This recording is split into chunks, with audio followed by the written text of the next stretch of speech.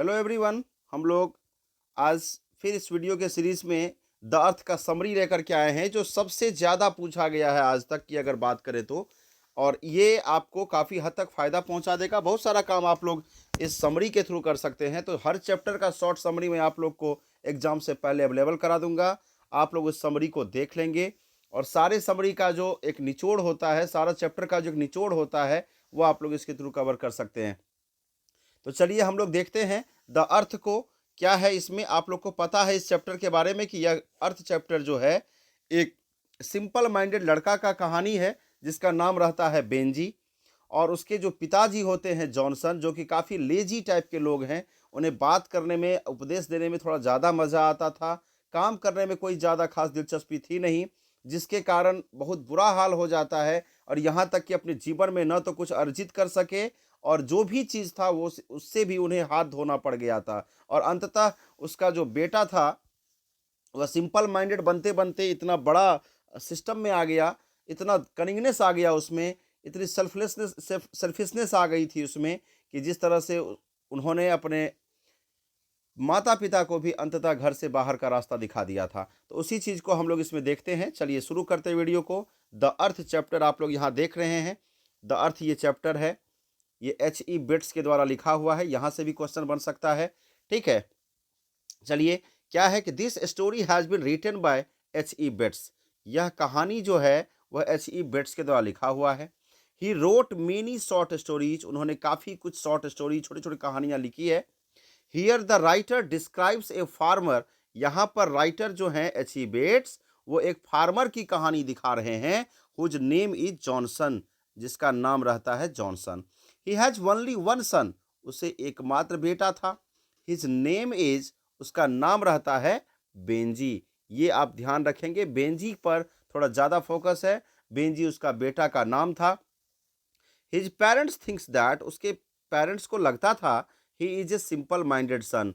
वह एक simple minded लड़का है, यानी कम समझता है, ज़्यादा समझदार नहीं है। They are worried about his सन।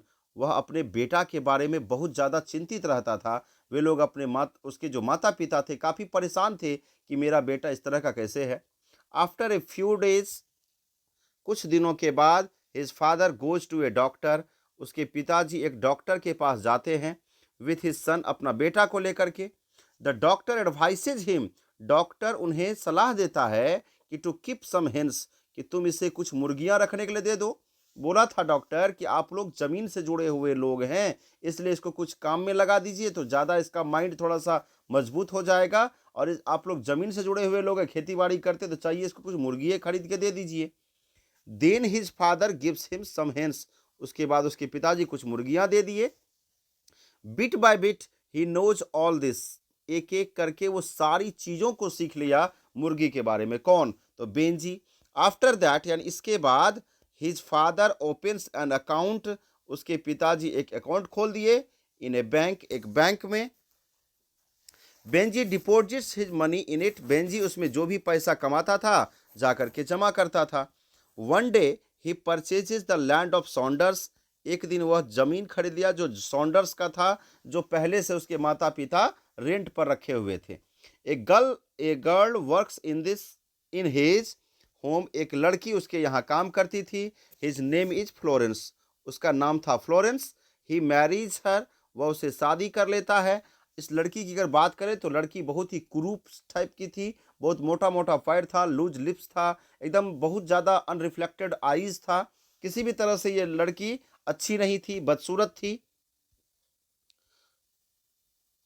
उसके बाद, but his parents do not like her. वह शादी तो कर लिया उससे, लेकिन उसके माता पिता उसको, उस लड़की को चाहते नहीं थे। Now Benji hates his parents. बाद में बेंजी भी अपने माता पिता से नफरत करने लगता है।